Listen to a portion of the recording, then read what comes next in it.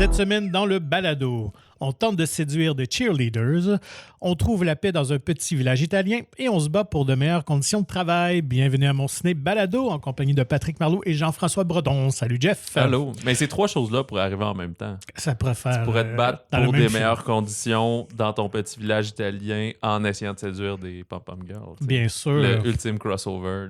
Je sais pas ce serait quoi le ton final du film. On dirait que ça n'a pas le choix d'être une comédie, mais...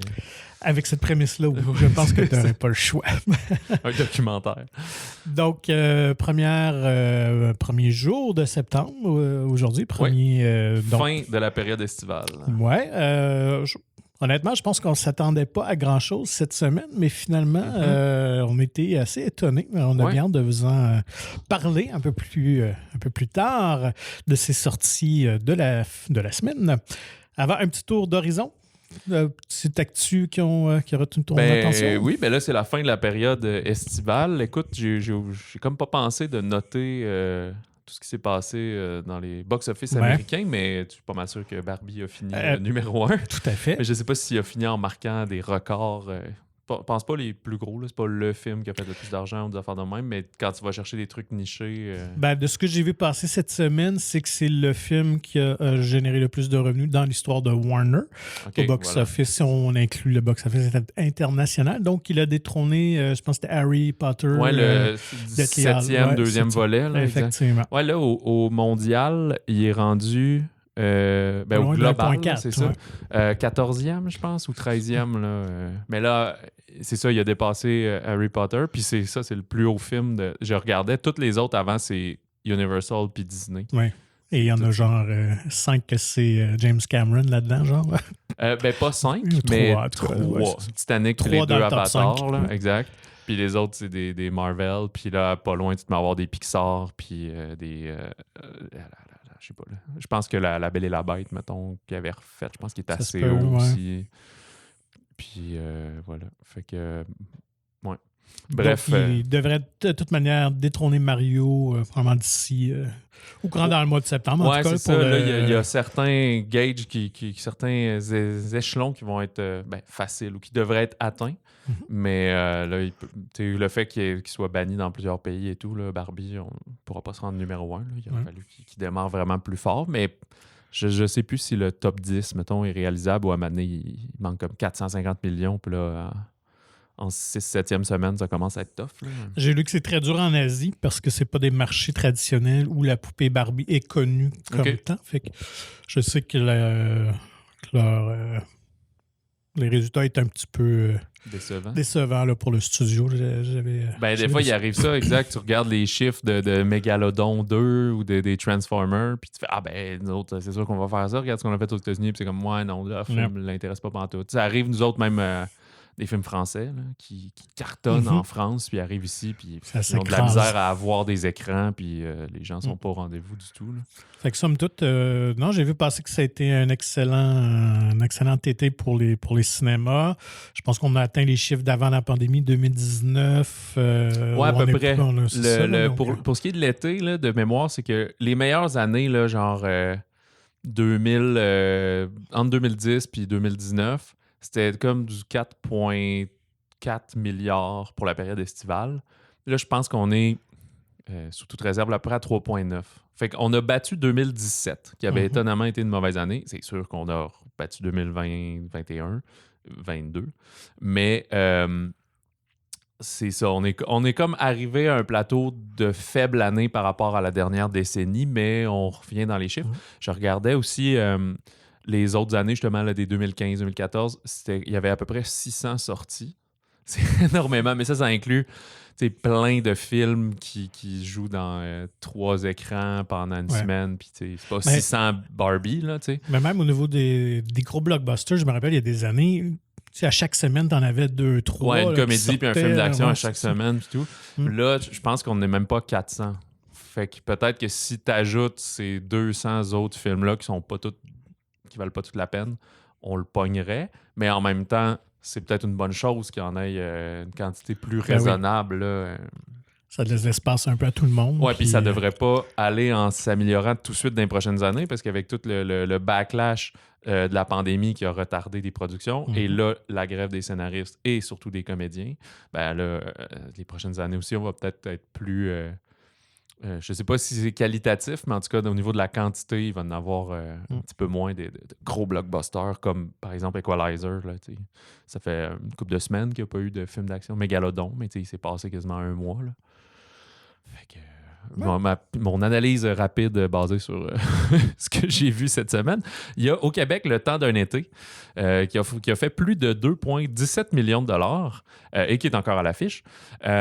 On dit, bon, on peut jouer sur les mois, sur les semaines, que c'est le plus gros succès au Québec depuis juillet 2019, en fait, depuis Menteur. Fait que si tu considères les, mettons, 3 premières semaines de Menteur puis que t'es tasse, parce qu'un Menteur a fait genre 6 millions, ben là, c'est le film qui a eu le plus de succès depuis. T'sais. Fait que on prend les victoires où on les a, mais oui, c'est positif. Là.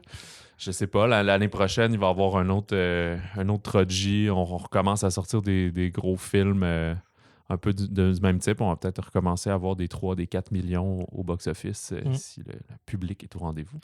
Non, tant mieux. C'est une excellente année pour le cinéma québécois et je pense que ça va faire du bien à l'industrie et à tout le monde là, que les gens retournent voir les films de chez nous. Écoute, je ne sais pas si tu l'avais mentionné, grosse nouvelle qui est tombée cette semaine, le Taylor Swift Eras Tour. Ce qui est comme un concert filmé, mais qui n'est pas présenté comme, c'est-à-dire des concerts événements, genre un soir seulement, venez le voir au cinéma. Le film va sortir le 20 octobre, pour l'instant que dans les cinéplex. Je crois que c'est eux qui assurent la distribution. Ouais. Puis, mais il joue comme 3-4 fois par jour, là, comme un film régulier, mais qui dure 2h45, là, un bon spectacle. J'ai aucune idée s'il y a comme une mise en scène de cinéma au travers ou si c'est juste... J'ai pas vu d'image non plus. Je pense que ça va venir au fil du temps. Ouais. Là, peut-être que les autres cinémas indépendants vont être capables de l'ouvrir les semaines subséquentes. Là. Aucune idée. Mais ce que ça a fait, c'est que ça a forcé The Exorcist à devancer sa sortie. Ben oui, le démon a eu peur de Taylor. Les anges sont plus forts que les démons, voilà. Mais oui, effectivement. Donc, The Exorcist Believer prendra l'affiche une semaine plus tôt que prévu. Mais il devait même sortir le 13. Fait qu'il sortait une semaine avant Taylor Swift, puis ils ont décidé de devancer quand même pour avoir 2 bons week-ends, j'imagine, avant. Ce qui est quand même surprenant à 2 mois de la sortie, 1 mois et demi, de devancer d'une semaine comme ça. Oui, quand même. Puis, écoute, pourtant, est-ce que c'est le même public? Je sais pas. Moi, je pense pendant que peut-être les plus vieux ou... Je pense que c'est la même tranche d'âge, peut-être. Là. Qu'à chaque fois que tu sors un film d'horreur, même si l'exorciste original a 50 ans, puis je pense pas que c'est tout du monde de 77 ans qui vont aller voir le film. Non, probablement pas, mais vu le sujet, je sais pas. Je trouvais ça curieux qu'ils ont eu peur quand même de Taylor Swift comme ça. D'ailleurs, les billets sont en pré-vente, là, je pense, puis ça s'en va les comme projections des petits sont pains déjà chauds, là, des premiers jours. Là, mais en même temps, ce qui doit se vendre beaucoup, c'est vendredi soir puis samedi soir, puis il y a plein de projections d'après-midi et tout. Là. Je veux dire, ça va être un succès, cette affaire-là. Là. Ça va faire un week-end de 75 millions. Oui, probablement que ça risque. Mais c'est pas justement limité comme il y a juste jeudi soir, il y a 300 places, that's all folks. Là. Mais c'est à l'image de sa tournée, tout le monde s'arrache Taylor. En plus, au Canada, elle est venue uniquement à Toronto. Pas encore, mais oui. OK, c'est ça. C'est à venir, mais bref, il n'y a pas de Montréal, pas de Québec. Non. S'il n'y a pas de Montréal, alors qu'il y a de Québec. Là. Pas de Teffer Mines. Ce serait étonnant. Pour ma part, j'ai vu ça passer. On a, je ne sais pas si ça avait été officiellement... confirmé, mais en tout cas, moi, c'est la première fois que je voyais cette nouvelle-là pour un remake de Highlander, film culte avec Christophe Lambert. L'épée, là. Ouais, c'est ça. Il ne peut y en avoir qu'un. Oui, tout à fait. Quand même un film culte, parce que À l'époque, c'est un film de 86. C'était vraiment un film à petit budget, là, qui était un peu kitsch, surtout avec l'utilisation en plus de la musique de Queen. Ouais, c'est ça. Mais ça a connu, je pense, un très grand succès en location. On a même eu quelques suites. Une série de télé, peut-être même plus qu'une. Là, fait que c'est devenu comme C'était tout un avec univers. Christophe Lambert. Ouais, c'est ça. Puis Sean Connery qui avait un petit rôle qui jouait son mentor. Donc, ouais, c'est quand même Chad Stahelski de John Wick qui va réaliser cette nouvelle version. Et Henry Cavill jouera le rôle de Connor McLeod, cet Écossais, justement, éternel. OK. Fait qu'on le met pas si jeune que ça. Là. Non, un effectivement. quarantenaire. Ouais, ben, en même temps, c'est un personnage qui a comme 500 ans là, dans l'histoire à peu près. Fait que ça prend un certain vécu. Là, ça va. Donc, très curieux de voir cette nouvelle version-là. Là. Je pense que ça doit être être 87 North, là, sa compagnie de production, Stahelski, qui produit. Probablement, ouais, c'est ça. Ouais. Donc, je me demande s'il va aller vers une esthétique ou une facture visuelle différente un peu des films qu'il fait. Nobody, John Wick, c'est tout très sombre, très... Je sais pas si c'est le bon terme, mais quand même cru, là, je trouve, la pluie et ces affaires-là. Je sais pas si on va aller de quoi d'un peu plus fantastico... conte un peu là, dans même le visuel, la manière. Ouais. Ben, dans la version originale, la plupart des pop, je pense, tous se déroulaient à New York de mémoire. Okay. Là. J'ai jamais Donc, vu. je sais que c'est devenu une risée parce qu'il y a eu comme 3-4 films. Puis, ouais, ben oui, les suites étaient vraiment mauvaises. Là, mais le premier mais Christophe Lambert, c'est pas reconnu comme un grand comédien. Non là, plus, effectivement. Ouais. Je me souviens plus de Mortal Kombat, mais c'est pas non plus un grand film. Fait que c'est rien pour l'avantager. Donc, pas de date encore. C'est je pense, en gestation, en tout cas en pré-prod. Ils peuvent pas tourner. Non, effectivement, tout à fait. Donc, à suivre pour cette suite-là. J'ai pas d'autres nouvelles. Moi non plus. La bande-annonce peut-être de la semaine. Un premier teaser pour Ferrari qui prend l'affiche, je pense, le 25 décembre, 22 décembre. 25. OK, 25. Jour de Noël. Nouveau film de Michael Mann, qui, je sais même pas c'était quoi son dernier. Je me souviens de... non plus son dernier. C'est sûr qu'il il y a comme une baisse de régime dans les 10 dernières années. Il avait fait genre Miami Vice puis des choses comme ça. Mais moi, la grosse époque, c'est ces années 90 où il a fait 3 de mes films préférés. Le dernier des Mohicans, Heat, puis The Insider. OK. Ah, The Insider, je connais pas. J'ai pas vu. C'était avec Pacino puis Russell Crowe. Russell Crowe, OK. C'est sur l'industrie du tabac et tout ça. Là, fait que c'est super intéressant. Okay. J'ai jamais vu. Je checkerai ça. En tout cas, premier teaser, une seule ligne de dialogue à la fin, une seule phrase, sinon c'est que des bruits de chars. Il y a l'air d'avoir beaucoup de courses. On comprend qu'il y a plein de drames dans la famille Ferrari. Fait que un décès. De ce que j'ai lu, c'est que ça va se passer sur 3 mois, en fait. Okay. En 1957, plus précisément, où Ferrari ont de gros problèmes financiers. Puis l'intrigue va être sensiblement autour d'une course qui est la Mille Meglia, qui est une vraie course de 1500 km en Italie. Puis, c'est une course où des pilotes décédaient. Là. Il y a des accidents, c'était assez tragique. Puis, je pense qu'effectivement, un des pilotes de Ferrari va être impliqué dans un incident là, dans le parcours et tout ça. Fait que je pense qu'on va jouer sur cette trame-là, tout en exploitant, évidemment, la vie de Ferrari personnelle, familiale, là, qui, évidemment, on sait qu'il y avait une amante et tout ça. Donc, tout va peut-être exploser pour lui ou pas.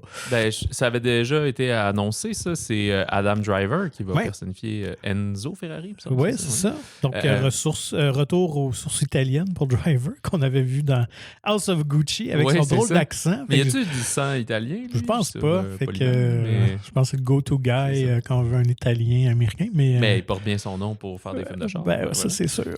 Penelope Cruz qui joue sa femme. Shailene Woodley joue peut-être sa maîtresse. Sa maîtresse, c'est ça. Puis là, une couple d'autres personnes. Tu vois, ça me donne bon espoir que ça soit juste un segment. Je pense que c'est ce que je préfère, les biopics, là, qu'on le voit grandir. Ouais, puis tout. Puis là, avec un peu de de-aging, un peu de rajustement. Je trouve l'acteur jeune qui ressemble, puis tout, ça me saoule quand même, là. Fait que je trouve ça plus intéressant, juste un moment comme ça, clé, puis tout à fait sur le reste. Là, en tout cas, ça a l'air vraiment spectaculaire pour les courses de voitures et tout ça. Michael Mann, qui est vraiment très, très un réalisateur là, de métier, un vétéran solide. Là, qui fait... Contrairement à ce qu'on vient de voir dans Gran Turismo, où c'est pas des courses de Formule 1, là, des espèces de voiture semi-décapotable, que tu as un casque puis des lunettes de ski, là, un peu. Là, c'était des vrais... Très Tintin là, comme voiture, genre. Là, mais, voilà, c'est des vrais casse-cou, ces pilotes-là. C'est ça le mot que je cherchais. Puis d'ailleurs, il était projeté à la Mostra de Venise et les premières critiques, il n'y a pas d'embargo à rien, fait qu'elles sont déjà sorties. Puis on parle vraiment d'un film. Ben c'est le fun. Ça veut dire qu'ils sont confiants du film. Oui, c'est ça, tout à fait. Ouais. Puis, d'ailleurs, c'est parenthèse, il y a eu un... Driver était là, entre autres. Je ne sais pas si d'autres sont là. Puis il y a eu comme une entente spéciale avec leur syndicat qui a comme OK, on est en moyen de pression, on le fait pas, mais vu que c'est la Mostra, c'est un gros film, tu as le droit d'y aller. Mais ils se gênent pas pour parler de la grève, justement, et tout. Puis comme il disait, c'est fou parce que le film est produit par Neon. C'est ça vient pas d'un major américain. Donc, non, c'est ça. A24 aussi ont comme des passes comme ça. Bon. Mais c'est ça, c'est fou parce que ce que ça témoigne, c'est qu'en ce moment, dans les négociations et tout, les plus petits producteurs et distributeurs sont en accord avec nous supportent, puis eux seraient prêts à signer une entente, mais c'est les gros, c'est les Netflix, puis toutes les autres affaires qui refusent de plier, puis c'est très bizarre. C'est ceux qui ont le plus d'argent qui veulent pas partager l'argent. Ben voilà, classique. comme toujours, ça rappelle Metallica avec la campagne contre Napster il y a 25 ans, là. Fait que, bref, voilà. Fait que c'est pour ça qu'il est là en train de présenter le film à Venise en ce moment. J'ai pas fait de topo de Venise non plus, là, quoique c'est pas fini, puis... Mais il y a plein de présentations de films comme ça qu'on va avoir plus tard et autres. Fait que ça se peut qu'il y ait une petite déferlante de bandes-annonces. Il y a le TIFF aussi qui approche, fait qu'il commence à montrer des bandes-annonces exclusives et des choses comme ça, là, de plus en plus. Fait que suivez vos réseaux sociaux pour ça. Parfait. Alors, attaquons les sorties de la semaine. Moi, j'ai le goût de commencer avec mon coup de cœur. Ah, moi j'aurais... OK. Ouais. Ben, je le sais, c'est quoi ton coup de cœur? Okay. On peut, c'est juste qu'il est plus... Moi, j'aurais commencé avec Richelieu. Moi, j'aime bien commencer avec les films québécois, surtout quand ils sont bons. OK. Allons-y, je vais te faire plaisir. Alors, Richelieu de Pierre-Philippe Chevigny. Ouais. Écoute, ça, très poliment, petit film duquel on n'attendait rien. Bon, un drame intimiste québécois, là, ça s'en vient le 1er septembre. Hey, excellente surprise pour ce film-là qui met en vedette Marc-André Grondin, Ariane Castellanos et... les autres moins connus, là, comédiens et comédiennes, beaucoup de comédiens latinos, guatémaltèques et autres. On va suivre justement le personnage de Castellanos qui, je pense, c'est son premier film, mais a joué déjà beaucoup à la télé, qu'une collègue me disait, qui joue le rôle, et dans le fond, elle est retournée dans son petit village. On comprend qu'elle a des problèmes d'endettement, des problèmes personnels avec son ex-conjoint. Puis ça donne qu'elle sait parler espagnol parce que son père était... espagnol aussi, latino. Fait qu'elle est embauchée à l'usine de transformation, genre de maïs puis alimentaire, pour justement faire le pont avec les travailleurs guatémaltèques puis l'administration québécoise, mettons, francophone. Puis c'est la première fois qu'il y a des travailleurs étrangers qui viennent là. Fait qu'elle est, bref, nouvelle à l'usine, puis sa job, c'est d'être le pont entre les deux. Puis rapidement, tu sais, elle se rend compte qu'elle n'a pas de pouvoir décisionnel, mais elle va découvrir un peu des injustices dans leur traitement, puis elle va se mettre un peu le doigt dans l'engrenage en essayant de régler ça, d'équilibrer un peu les conditions de travail, puis une forme de justice dans le grand capitalisme. Fait que fin du synopsis, mais ce qui est bien, c'est que oui, Grondin est super intéressant en tant que le jeune patron de l'usine qui a besoin de rendement puis de sauver de l'argent et tout. Mais le film ne nous présente pas nécessairement comme un méchant. T'sais, oui, il a son type de caractère qui serait peut-être pas mon ami, mais tu vas vite comprendre que tout le monde a une pression qui vient de plus haut puis qu'à un moment donné, il y a quelque chose qui est juste systémique là-dedans. C'est pas les individus qui sont... tant que ça de mauvaise foi, c'est juste que le système veut que... Ils doivent obtenir un rendement et c'est ça. C'est quasiment une vente pyramidale à sa façon. Il faut qu'en dessous, on t'en donne plus pour que tu puisses garder ta part puis en redonner en haut. Puis c'est ce qu'on voit beaucoup dans le monde agricole en général, là, qu'on entend parler des Monsanto puis des affaires comme ça. Là. Même si c'est du maïs, là, on tombe pas là-dedans, mais on fait venir du monde de l'étranger qu'on peut payer moins cher pour faire des jobs de marde et très difficiles que personne ferait. Puis on les traite pas vraiment en les remerciant. On joue beaucoup sur regarde, si tu le fais pas, je te retourne dans ton pays, puis j'ai pas d'argent. Et même eux s'exploitent entre eux aussi. Ouais, c'est ça qu'on découvre. Exactement. Je te passe, qui est une réalité d'ailleurs. Je te passe la parole un peu. Là. Ah, ben oui, écoute, je trouve ça un drame social super intéressant. Écoute, premier film quand même pour le réalisateur qui offre qui nous montre une grande maîtrise, honnêtement, parce que le film est monté vraiment avec de longs plans séquences aussi. Fait qu'on laisse beaucoup d'espace à la caméra, aux comédiens. Fait que c'est une charge émotionnelle, une intensité quasiment qui revient rapidement dans le film, qui est intéressant à voir. Une excellente maîtrise de direction de comédien. Puis, écoute, c'est un sujet d'actualité. On l'avait traité sous un autre angle avec Les Oiseaux ivres. On avait plus une histoire romantique. Là, on est vraiment dans la maltraitance. On est dans les conditions très difficiles de ces travailleurs-là. Mais écoute, c'est un film intéressant à voir. Et en fait, j'avais lu que ça fait une dizaine d'années qu'il travaillait un peu sur ce projet-là. Okay. Puis en fait, à l'origine, il voulait même que ce soit un documentaire. Il y a une espèce d'omerta dans ce monde-là, donc personne ne voulait parler de ces conditions-là. Hors micro, on va lui dire des histoires, mais quand c'est le temps de filmer puis tout, il n'y a aucune industrie qui aurait voulu, pas de famille qui veulent se mouiller. Ben non, c'est ça. Donc, il s'est tourné vers la fiction, mais tout est inspiré vraiment d'événements là, qui se sont déroulés. Puis il s'est même déplacé au Guatemala avec la comédienne pour rencontrer les travailleurs, parce qu'il ne voulait même pas parler au Québec, là, par peur de représailles. Donc, il les a rencontrés chez eux hors saison.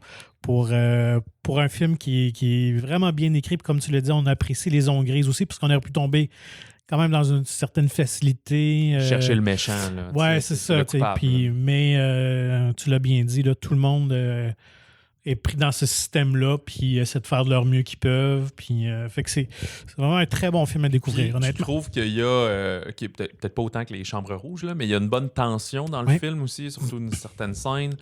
Puis c'est la manière qu'il filme. Oui, c'est des plans séquences, mais on a la caméra qui est très... Castellanos est quasiment de tous les plans. La caméra est souvent sur elle. Même la personne avec qui elle dialogue est plus floue en fond. Beaucoup de réactions dans les visages. Puis Marc-André Grondin disait en entrevue que ce qui est le fun, c'est que tous ces petits plans séquences-là, qu'on voit de moins en moins, on est de plus en plus en coupé, OK, je te filme là, je filme la réplique, je filme là, après ça, je refais un montage croisé, des choses comme ça. Il dit c'est que ça a ramené beaucoup de respect à la prise.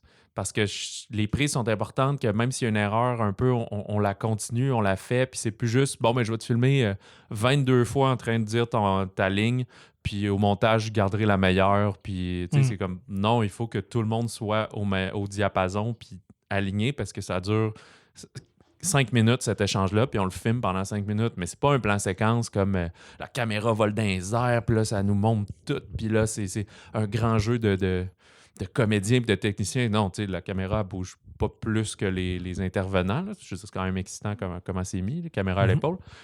Mais c'est ça, c'est dans la direction puis la manière aussi que eux, ils livrent la performance. Oui, parce que les cadrages, la mise en scène est quand même très... comment dire ça? Hein?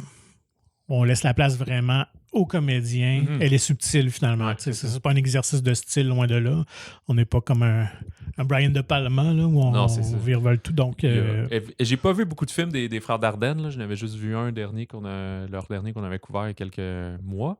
Mais ça, on dit que c'est beaucoup là-dedans. Là. Dans le fond, on est dans le socialiste. Il y a Stéphane Brisé en France, qui, lui, il travaille beaucoup...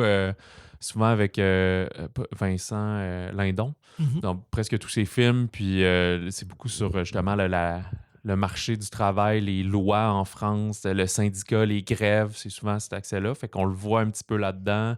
Dardenne, c'est plus dans le social. Ici, on voit comme un peu tous ces pans-là. Ken Loach aussi, qui est dans la pauvreté, les problèmes, les difficultés économiques en Angleterre, fait que, au Royaume-Uni. Fait que un peu d'inspiration. Fait que peut-être que Chevigny va être le nouveau défendeur un peu de ça au Québec. Je sais pas. On voit qu'il y avait un intérêt. Je sais pas s'il a travaillé sur des fermes ou des choses comme ça pour s'intéresser à ça. Je sais pas d'où ce désir-là ou cet intérêt-là est né, mais je pense qu'il était présent beaucoup dans ses courts-métrages. Donc, c'est pour ça qu'il a réussi à avoir le financement aussi pour son premier long, là, parce que ses courts-métrages sont vraiment distingués, gagnant beaucoup de prix. Ben, Castellanos était dans certains de ses courts-métrages. Je pense que c'est des amis, là, eux autres. Oui, c'est ça, des amis de longue date. Puis effectivement, il était dans son dernier court-métrage. Mais tu vois, j'avais noté qu'en 2013, il avait réalisé Talent, qui était justement sur le programme des travailleurs étrangers, mais sur les aides ménagères philippines dans l'ouest de Montréal. Donc, c'est d'ailleurs ce court-métrage-là qui a mis la puce sur le travail agricole et tout ça. Ils entendaient toutes sortes de oui-dire, des choses qui se passaient qui n'étaient pas correctes. Puis ça lui a donné le goût d'explorer ce sujet-là. Ouais, on n'a pas eu la chance de discuter avec Non, l'équipe, ça aurait été mais le fun. si vous nous écoutez assez rapidement, comme le film prend l'affiche le 1er septembre, ils font une tournée là, de plusieurs cinémas à Montréal, je sais plus, là, le Rive-Sud, Rive-Nord, ils vont venir à Québec, ils vont à Sherbrooke dans la première semaine. Fait que, c'est comme des projections bonifiées. Là. Il y a chez Vigny, puis je pense que Castellanos est là tout le temps aussi. Puis d'autres.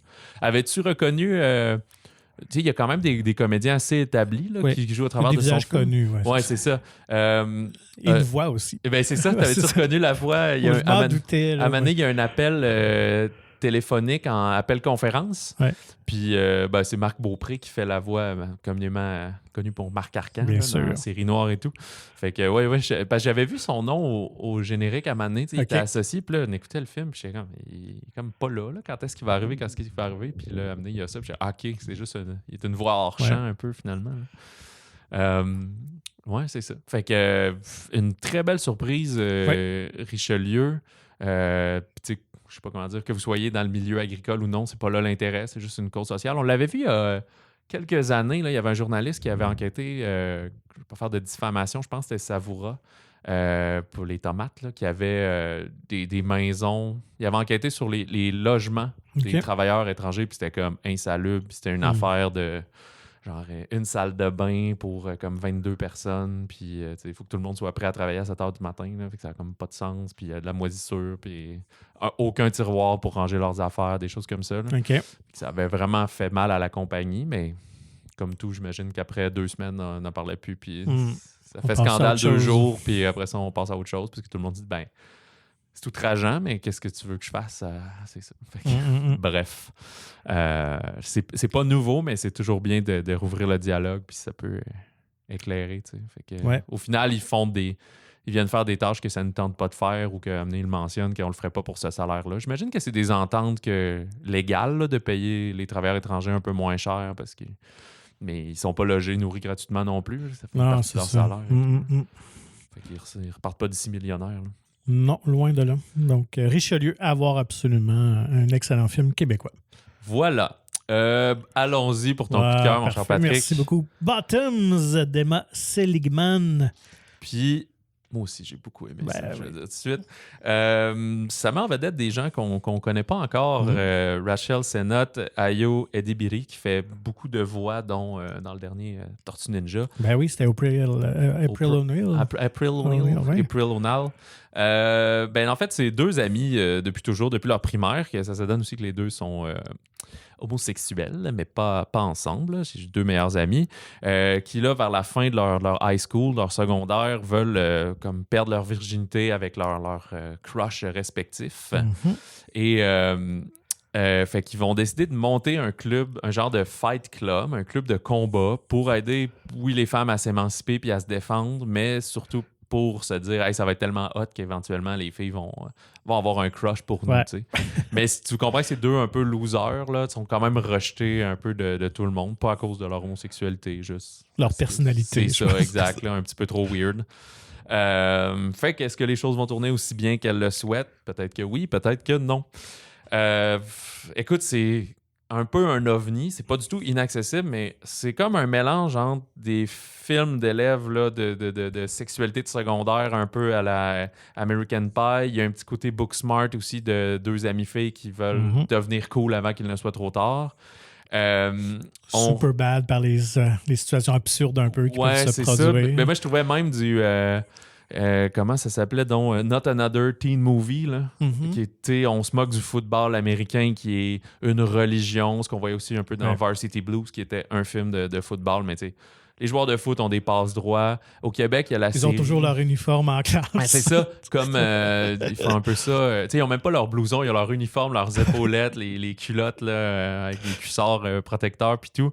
Que totalement lissé. Oui, je pense une bonne comparaison là, pour le ton, le Québec. Par contre, moins absurde. Est un peu plus crédible, c'est-à-dire que totalement lissé avec j'oublie son nom, Rosalie Vaillancourt, c'est ça, qui est comme parodie, qui est vraiment une c'est parodie. Ça, une parodie. On dit ce qu'on pense, on dit complètement des niaiseries, tout le temps des blagues de crottes de nez puis d'affaires comme ça, tu sais. On est un peu plus sérieux, mais c'est un film de dialogue beaucoup. On dit des liners, des blagues, puis je pense que c'est toi qui as cherché un peu plus sur le background de tout ce beau monde-là. Justement. Oui, écoute, juste revenir sur le scénario qui est vraiment très punché. Là. Il y a vraiment de bons gags. Et portez attention à ce qui se passe beaucoup en arrière-plan. Oui, parce qu'un peu à la manière des films des frères Zucker, il y a toujours des petits trucs, des petits gags. Les frères Zucker, c'est-tu les... Airplane, Top Secret et Naked Gun, entre autres. Donc, ils avaient... C'est là qu'il y a le plus d'absurde. C'est ça. T'es quand même dans un milieu... éducationnel, là, milieu scolaire, puis tu sais, c'est comme les profs laissent aller. Oui, puis tu as même un joueur de foot dans une cage, là, dans une classe, là, on comprend pas pourquoi, mais qui est juste là. Le trop violent. Oui, c'est ça. Donc, j'ai vraiment adoré. Puis oui, effectivement, donc, écoute, Emma Seligman, que je ne connaissais pas. En fait, c'est son deuxième long métrage, mais son premier long, c'était vraiment un petit film indépendant, là, Shiva Baby, que ça s'appelle, mais que je vais aller essayer de voir assurément. Puis tout ce beau monde-là, donc les deux comédiennes, Rachel Sennott et Ayo Edebiri. Ayo Edebiri, donc se connaissent depuis l'université. Elle avait une dizaine d'années. Puis d'ailleurs, Rachel Sennott avait joué dans des courts-métrages d'Emma Seligman à l'université et tout ça. Elle était du film Shiva Baby et elle est co-scénariste avec la réalisatrice du film Bottoms. Et ça sent l'écran parce que vraiment, entre les deux comédiennes, je crois qu'il y avait une bonne chimie. Absolument.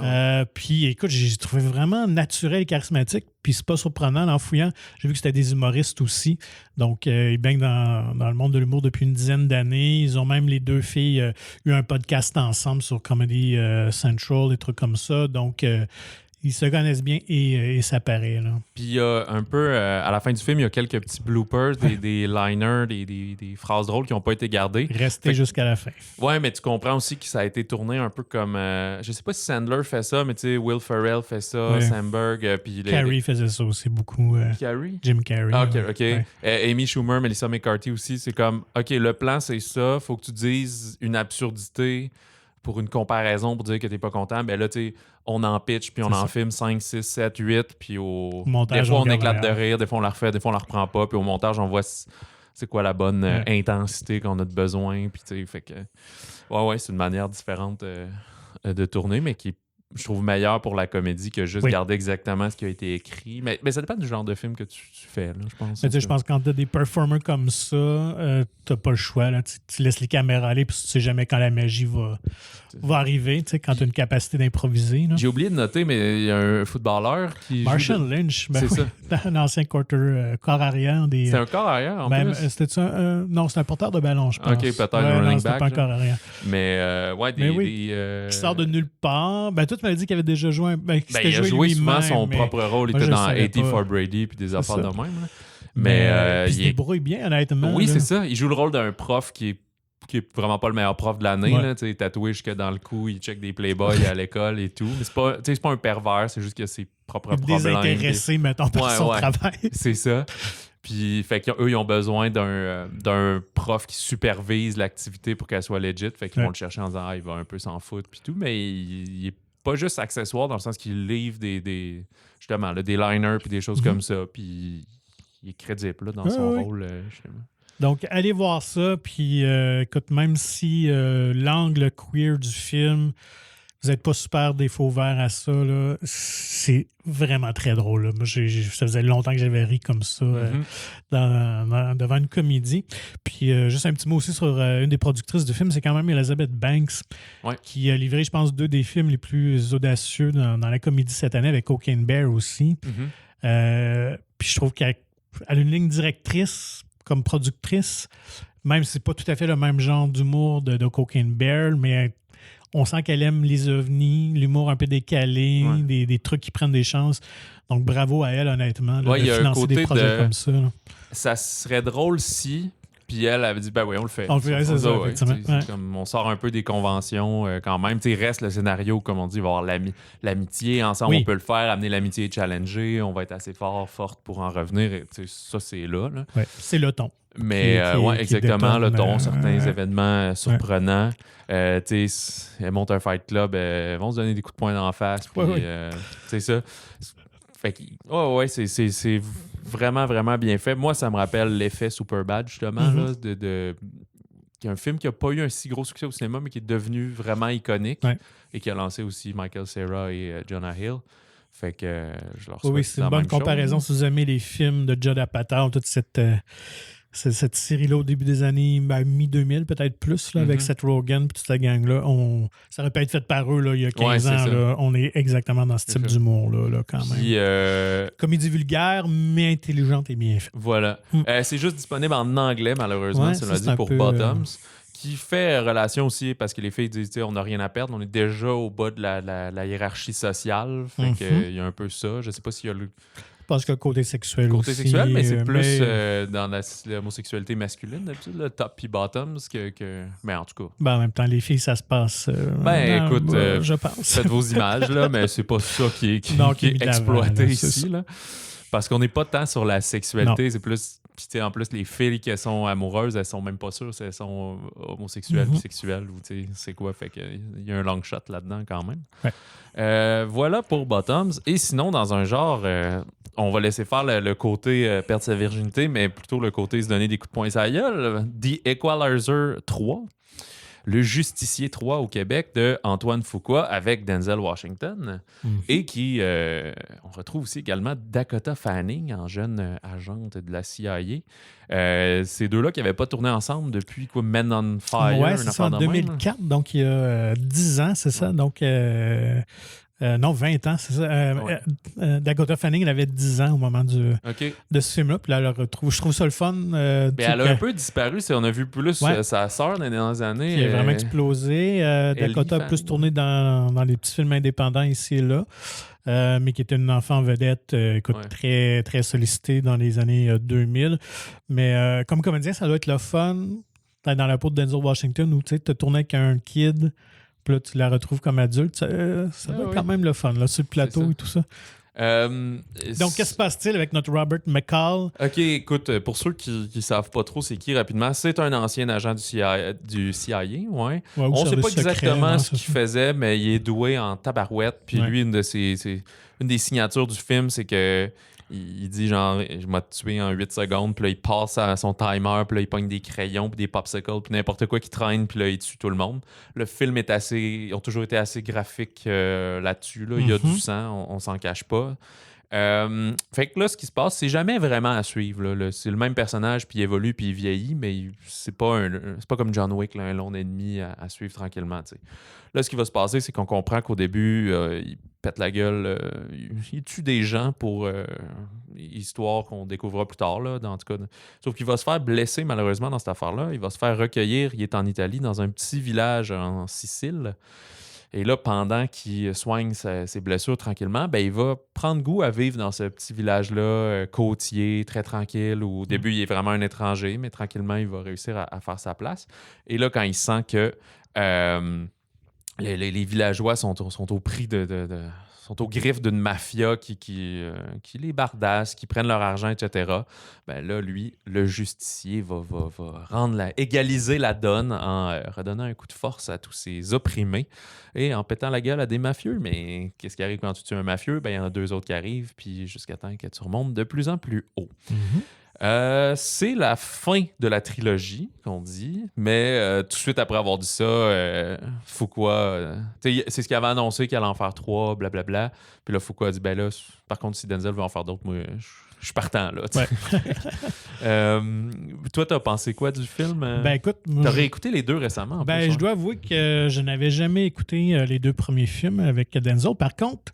Plus jeune, j'avais déjà écouté un peu la série télé d'Equalizer qui date de 85. La première affaire, c'est une série télé. C'est pas un livre ou quelque chose. Non, c'est ça. C'était vraiment une série télé. D'ailleurs, le Robert McCall en question, le justicier, était un Britannique de 60 ans, genre. Là, fait qu'on était vraiment dans un autre casting avec Denzel. Donc, oui, je me suis dit, tant qu'à avoir le 3e, je vais réécouter les 2 premiers. Puis honnêtement, j'ai été bien surpris. Je trouvais que c'était vraiment des bons petits films d'action très efficaces. Donc, je pense que c'est peut-être le meilleur des 3, honnêtement. Déjà d'avoir la vue en Italie où l'histoire se déroule dans ce petit village-là, c'est super beau, c'est super intéressant. Ça fait un petit changement là, des 2 premiers qui se déroulent à Boston. Puis on dirait que là, peut-être c'est Fuqua qui a maturé, qui a changé un peu de ton, mais je trouvais que surtout le premier, là, des fois, on tombait dans l'hyper-stylisation là, de plans puis tout ça. Dans les séquences d'action, là, on est un peu plus tranquille, puis je pense que c'est une bonne affaire. Le film est quand même un peu, je dirais pas, peut-être lent un peu. On prend beaucoup de temps d'installer les choses, fait qu'il y a peut-être un peu moins d'action que les premiers, mais j'ai trouvé les scènes d'action encore plus spectaculaires, là, les mises en scène de combat. Quelques shots qui rentrent au poste. Là, on n'avait pas vu ça avant. Là, fait qu'ils réussissent à innover, ce qui est dur avec tous les films d'action qui existent. Là. Parce que son personnage, Sid McCall, était un peu comme un félin. Là. Comme il observe longtemps, il fait rien, puis à un moment donné, là, parce qu'il est toujours tout seul, il se fait pas vraiment aider. Fait qu'il attaque la nuit, tac, un après l'autre dans le dos, etc. Donc, pour ma part, c'est une conclusion très satisfaisante. Donc, si vous avez aimé les deux premiers, vous ne serez pas déçus du 3. Si vous n'avez pas vu les deux, vous voulez voir un bon film d'action, allez-y. Vous ne serez pas trop perdu, là, même si vous n'avez pas vu les deux premiers. Là, puis, il y a... ouais, c'est ça. Tu peux commencer par lui, puis après écouter les autres. Ouais. Il y a un petit élément qui va faire « Ah, OK, c'était ça. » Mais c'est pas vraiment des personnages récurrents. Là. D'habitude, justement, les films là, qu'on dit souvent c'est tellement beau, c'est tourné, allez-y pour les images. Là, c'est assez violent, là, fait allez-y pas juste pour les images. Mais tu l'as soulevé, je trouve que c'est vraiment bien fait parce que comme il n'est pas juste de passage dans cette ville-là, puis on fait 2-3 beauty shots de plage, là, c'est comme, vu qu'il se repose là, qu'il est là pendant un mois, que lui, plus sa convalescence progresse, plus il explore la ville, plus il est accepté. Tu vois ce feeling-là du petit village côtier italien que quand même beaucoup de gens savent parler anglais, étonnamment, là, mais quand même, puis il va se faire accepter de plus en plus, mais même s'il reste un solitaire, c'est pas non plus un film qui va virer en romance là, avec quelqu'un, quoi que ce soit. Il a sa retraite professionnelle, il continue à faire la justice, mais tu vois peut-être qu'il se rapproche aussi d'un moment donné, je vais être trop vieux pour faire ça, mais il y a encore des skills. Et c'est ça, c'est une série que je pensais jamais qu'elle avait du succès, mais elle a du succès. Oui, quand même. Hein? Les films, c'est parce qu'on a beaucoup en tête que des films doivent faire 800 millions de dollars et tout, mais c'est parce qu'on est vraiment dans un gros blockbuster qui coûte 175 à faire. Fait qu'à un moment donné, oui, tu fais plus d'argent, mais ton risque est plus haut. Ça, c'est des films qui coûtent... le premier, en 2014, avait coûté 55 millions à peu près. Le deuxième, 62, puis lui, on était à 70. Fait qu'on est toujours à peu près dans les mêmes chiffres, là, avec une inflation peut-être naturelle. Le premier, en 2014, avait rapporté 100 millions aux États, puis 190 mondial, puis il était sorti fin septembre. Le deuxième, on avait visé un petit peu plus, il est sorti 20 juillet. Fait qu'on était plus dans la période blockbuster, avait remporté à peu près la même chose, 102 en Amérique, 190 total. Puis on s'attend à peu près au même résultat. Fait que des premiers week-ends à 30-35 millions dans les meilleurs cas. Fait qu'on saura qu'est-ce que ça va générer, mais... ça se maintient finalement. C'est pas des. C'est ça. C'est des succès. Là. Je veux dire, ils font 4 fois leur budget à peu près. 3 fois leur budget, mettons. Oui, puis ces genres de films, à l'époque, quand il y avait encore des DVD, ça se louait assurément. Oui. D'après moi, ça s'achetait aussi le jour que ça sort à 25$. Là. Fait que ça doit... Denzel est un icône. Ben oui, c'est ça. Une icône. Quand même, aux États-Unis, un des acteurs les plus appréciés. Puis c'est quand même 5e collaboration avec Fuqua. OK, je me souviens de Training Day, qui est un excellent film. Puis c'était Men on Fire, c'était-tu eux aussi? Non, c'était pas lui. Je pensais que c'était ça, mais non. C'était de Magnificent Seven, qui a tourné entre deux Equalizer. Le remake du western, qui était très bon. Moi, j'avais bien aimé ça, honnêtement. J'ai pas vu l'original ou une énième version non plus.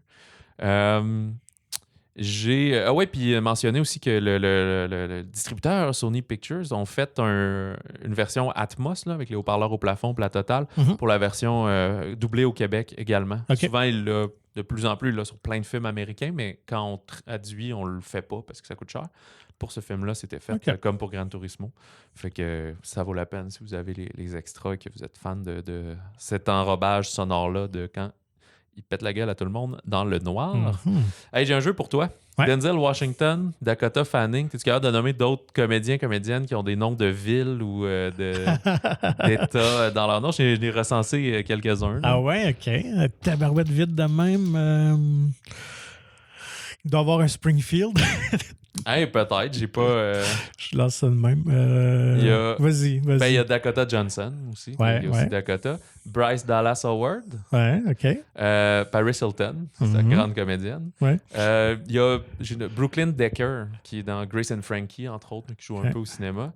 Austin Butler, la ville d'Austin au Texas. Orlando Bloom. Mm-hmm. J'ai Winona Ryder, là, celle-là, je ne l'ai pas trouvé tout seul. C'est une ville du Minnesota. Winona. Joaquin Phoenix, les Coyotes de Phoenix, c'est ça. Puis dans le plus international, de Cuba Gooding Jr. ou America Ferrera, justement. Voilà, c'était ça. Et vous à la maison, combien en avez-vous? Le premier, j'ai fait des recherches, mais Bryce Dallas Howard, c'est le premier que j'avais pensé, honnêtement. Joaquin Phoenix, je l'avais pas en tête, mais... Je sais pas, au Québec, il y en a-tu des... Saint-Agapi. Ouais, c'est ça, Saint-Michel. Faut Saint quelque chose, ça peut t'aider, mais tu sais... y a-tu quelqu'un qui s'appelle Régis Latuc ou Sylvie Châteauguay, je sais pas. Écoute, c'est le temps de changer, prénommer vos enfants comme ça. Berthier... Berthier Poliquin, tu sais, c'est pour Berthier-sur-Mer. Dans les autres sorties, le drame d'anticipation, film d'action d'anticipation, de post-apocalyptique d'anticipation, c'est quand on s'imagine le futur et souvent c'est triste. Polaris, qui est un film canadien, un film je sais pas, de Première Nation et Canado.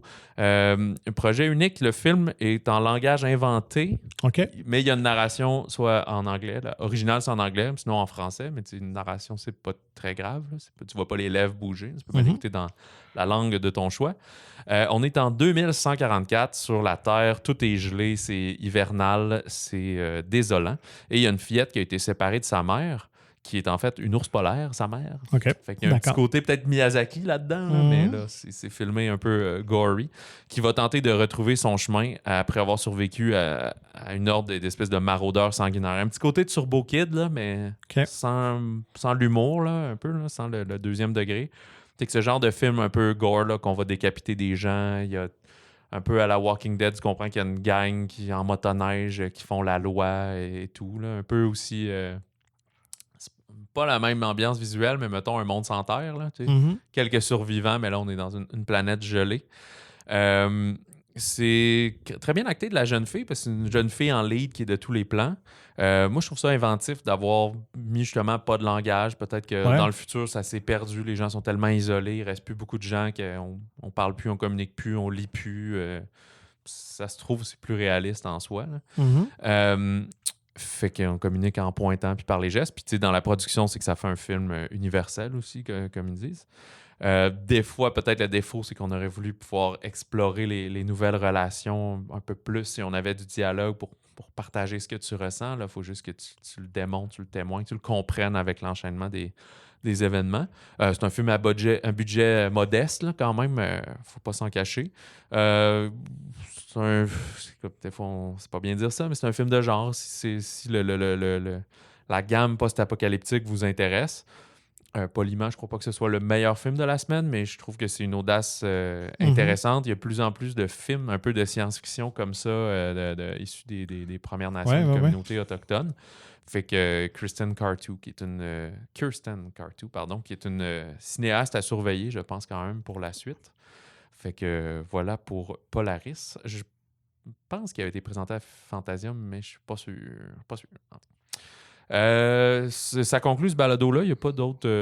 c'est des petites semaines tranquilles. Il n'y a pas 8 films qui prennent l'affiche. En fait, dès la semaine prochaine, je pense qu'il y a genre 8 films qui recommencent la rentrée automnale. Il y a aussi plein de médias là, qui sortent leur top des films à surveiller. Écoute, on n'a pas listé un parce qu'on va être là à chaque semaine avec vous, mais il y a plusieurs films québécois avec le TIFF, avec le TIFF, souvent, les films sortent quand même justement septembre-octobre. La Berlinale, des fois, c'est un petit peu plus tard, mais il va commencer à en avoir. Il y a Cinémania qui sort qui est plus fin octobre. Fait que pour novembre-décembre, il y a souvent des films français autour de ça. Fait que c'est ça. L'été est fini. Les festivals de cinéma, l'engouement. Il y a eu aussi beaucoup d'annonces de tournage, de trucs comme ça, pour le Québec, évidemment. Fait que je pense que fin 2023 et début 2024, même s'il y a quelques majors américains comme Dune qui ont été déplacés, va être très bon en cinéma. Mhm. Fait que, bref, la semaine prochaine, j'ai oublié de noter, en fait, qu'est-ce qu'il y avait. Le 8 septembre, il y a la religieuse 2. C'est le début, l'envoi de la saison des films d'horreur pour Halloween, là, qui vont être déferlantes. Puis là, en plus, je pense qu'il y aura, avec Exorcist qui s'est devancé d'une semaine, il n'y aura pas tant de break là, pour les fans d'horreur. Soyez disponibles tous les vendredis soirs, je pense. Prenez-vous un soir par semaine, vous y allez à chaque semaine. Prévoyez-vous un budget cinéma. C'est ça, La Nonne, Décadence, l'Exorciste. Exorcist, Fight Night at Freddy's. Ouais, au Québec, Sanguinaire, Vampire Humaniste, Cherche Suicidaire, Consentant. Et sûrement qu'on en oublie 2-3 là-dedans, Indie qui vont popper, qui va en avoir 2 par semaine. Fait que bref, on vous parle de ça et bien plus la semaine prochaine. Pour nous contacter, comme d'habitude, écrivez-nous au balado au singulier à commercial-monciné.ca et procurez-vous gratuitement le magazine Mon Ciné qui, la nouvelle édition là, avec Magali Lépine-Blondeau doit arriver sur les kiosques d'une journée à l'autre. C'est peut-être déjà le cas. Il est également disponible en version numérique. Ça aussi, ça prend quelques jours, mais début de la première semaine de septembre, ça va être accessible. Visitez le monciné.ca pour plus d'informations. Sur ce, on vous souhaite le bon cinéma, du bon popcorn. Et puis, si jamais vous partez un fight club, là, faites-le donc pour les bonnes raisons.